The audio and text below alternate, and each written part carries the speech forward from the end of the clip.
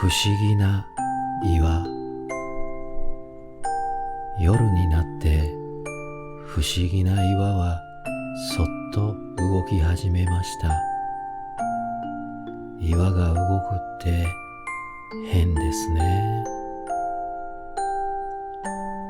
淡いお星様を透かして霧のような山風が低い谷間からゴーゴーゴーと吹き上げています。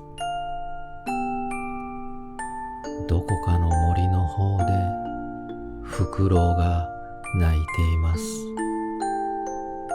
岩はどっこいしょと起き上がって精一杯に伸びをしました。いい気候になったなあ。遠いところへ旅行をしてみたいなあ。と不思議な岩はむくりむくりと少しばかり歩きました。すると谷間の方からざわざわと笹やぶを踏み鳴らして岩山の方へ何かが登ってくるような様子です。不思議な岩は、おや、なんだろう、とじーっと耳を澄まして周りを眺めました。ガサガサと音を立てて、やがて一匹の狼のような獣がいかにも疲れ切ったような姿でひょいと岩の前に登ってきました。岩はじーっと息を飲んでその獣を見ていました。じーっと見ていると、それはいつもこの山道を通る山小屋の飼い犬の太郎でした。こんな真夜中をどうして今頃太郎が一人で歩いているのだろうと、岩は妙なことだと思っておりました。太郎は疲れてヘトヘトになっていたのか、岩のところへ来ると、そこへ腹ばいになって、うおー、うおーと谷底を眺めながら吠え立てています。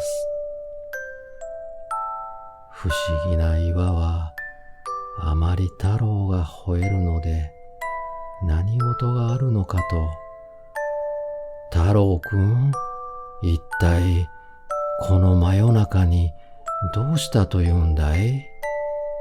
と声をかけました。太郎はびっくりした様子で、ふっと不思議な岩を眺めました。私はここのトンビ岩だよ。わかるかね？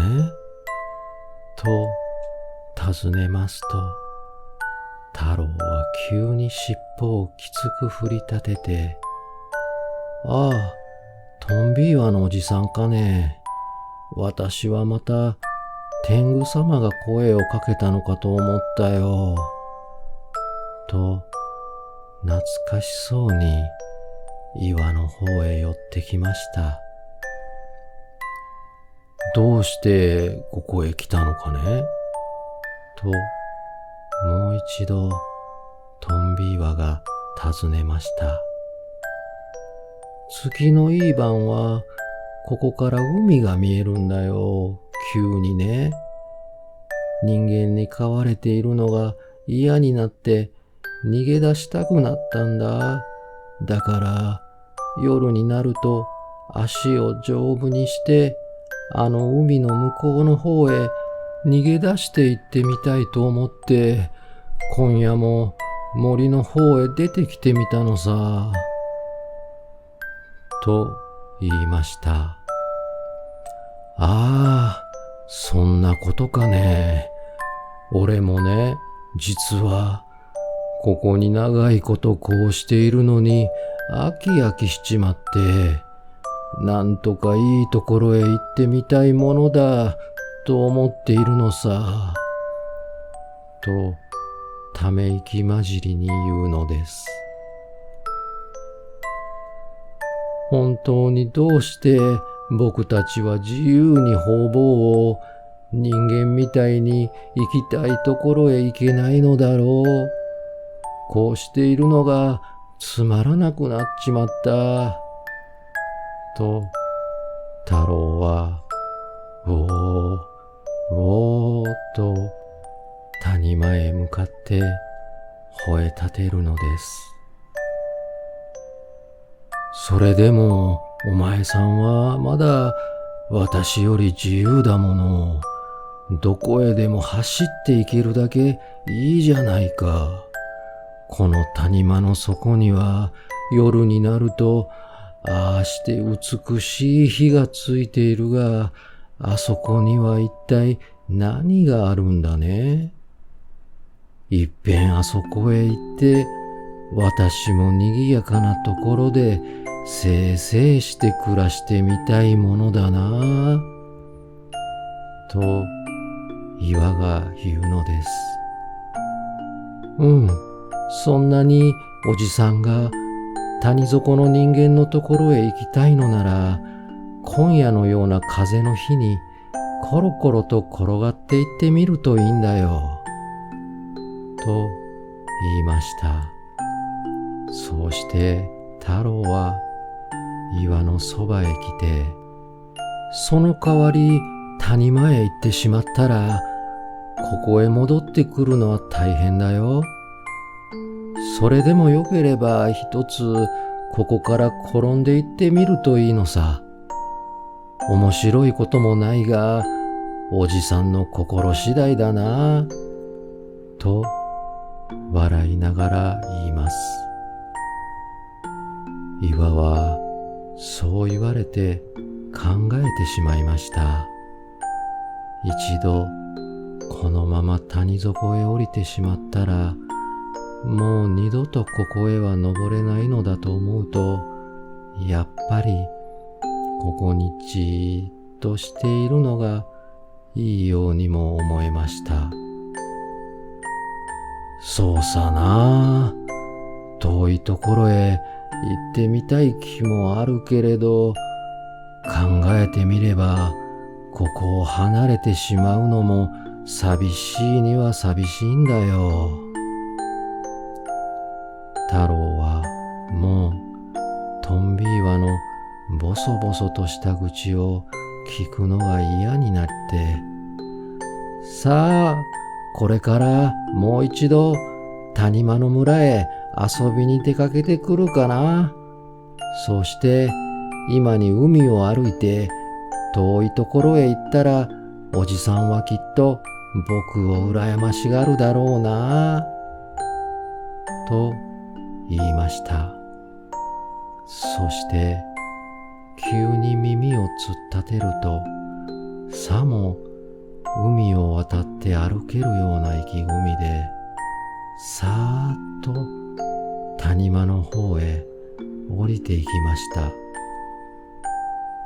岩は太郎を見送ってなんとなく寂しくなり、自分も急について行ってみたくなり、太郎の後を追ってコロコロコロコロコロコロと道のない道を静かに転んでゆくうちに、いつの間にか重い体の調子が取れなくなって、ゴロゴロゴロゴローンとほうともなく勢いよく谷間の方へ転がって行きました。眠っていた木や草がキャーッと悲鳴を上げて泣き叫びました。岩は転がって行きながら、ああ、しまった、ああ、しまったぞ、と悲しくなりましたが、平たいところへどーんと体を落ち着けるまで、自分の重たい体をどうすることもできなかったのです。地響きを立てて、岩は畑のところへ落ちて行きました。山の上はあんなに眺めが良かったのに、なんだか穴蔵へでも落ち込んだように、周りが暗くてジメジメしています。岩は泣き出してしまいました。あんなやけを起こさなければよかったと思いました。明くる朝になりますと、岩のそばには小さい流れがあって、桃の花が小川のそばに咲いていました。お百姓が大勢やってきました。トンビ岩が落ちてきたぞ。こりゃどうしたことかい。何か悪いことでもあるのじゃないかな。山小屋の太郎も崖の上から落ちて死んでいたし、妙なことがあるものだわい。と、岩を取り巻いて話し合っています。何の見晴らしもない畑の中で、トンビ岩はうんうんうなっていました。ああ、太郎も死んでしまったそうだが、分に外れたことを考えたばっかりに、あんなに平和だった今までが台無しになってしまった。と、トンビ岩は心から寂しくなって、山の上が懐かしくて仕方がありませんでした。一体どうしたらいいかわけがわからないのです。見上げるような高い山の上には、今までみんなからトンビ岩だ、トンビ岩だと見られていた自分の姿がもうそこにはないのです。山の上ではたくさんの仲間がじーっと心配そうにトンビ岩を見ているような気がしました。何日いても海も山も見えない狭い景色なのです。あるよ、岩は思い切って少しずつでも山へ登っていこうと思いました。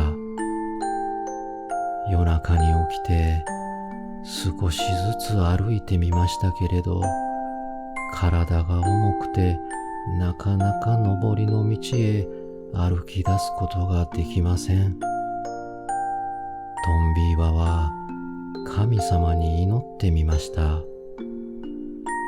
神様はいくらお祈りしても何ともおっしゃってはくださらないのです。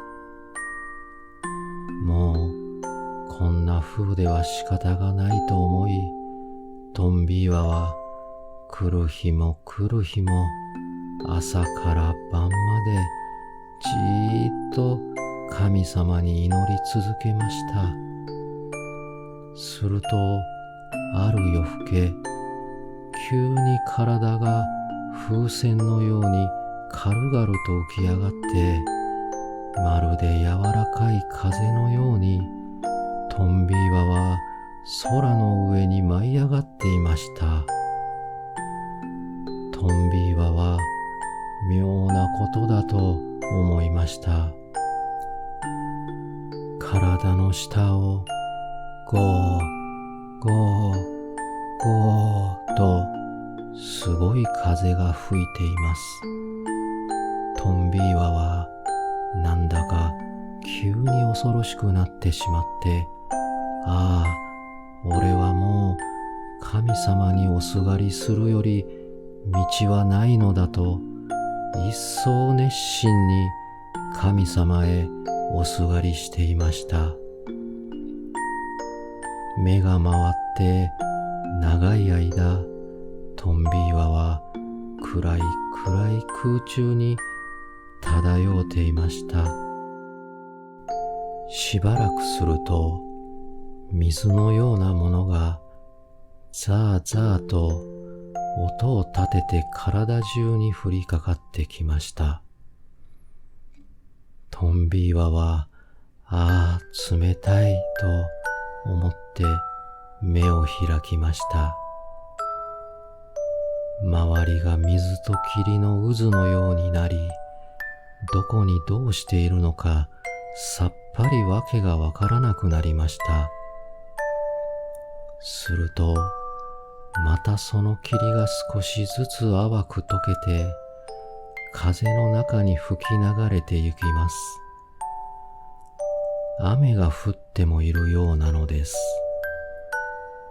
トンビーワはむくりと身震いしました。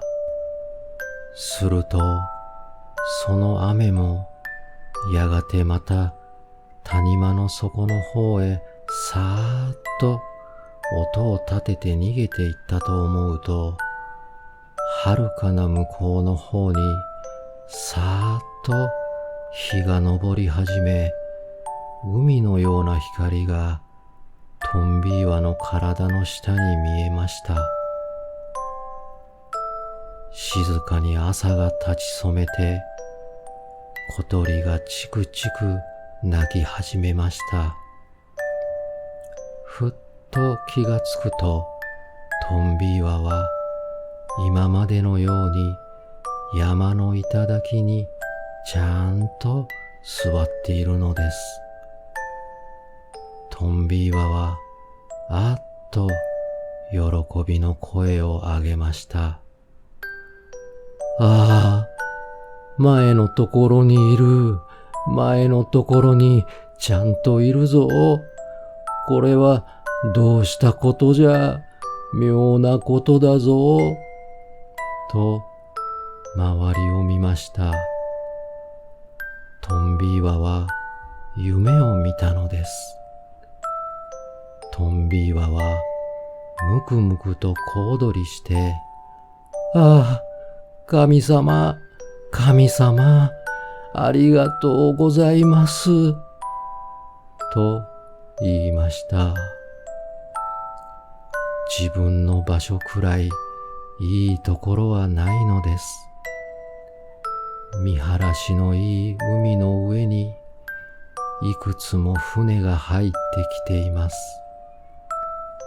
畑では消し粒ほどのお百姓が時々トンビーワを見上げては土を耕していて、平和な朝でした。